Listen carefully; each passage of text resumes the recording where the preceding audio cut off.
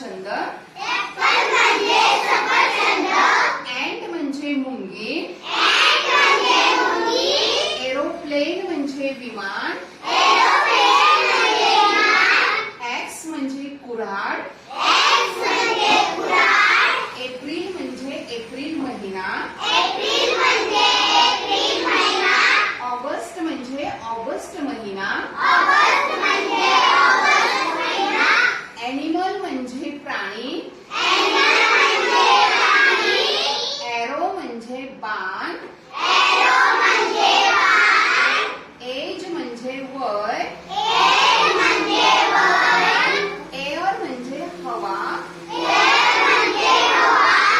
always म्हणजे नेहमी, absent म्हणजे गैरहजर, ऍक्ट म्हणजे कृती करणे,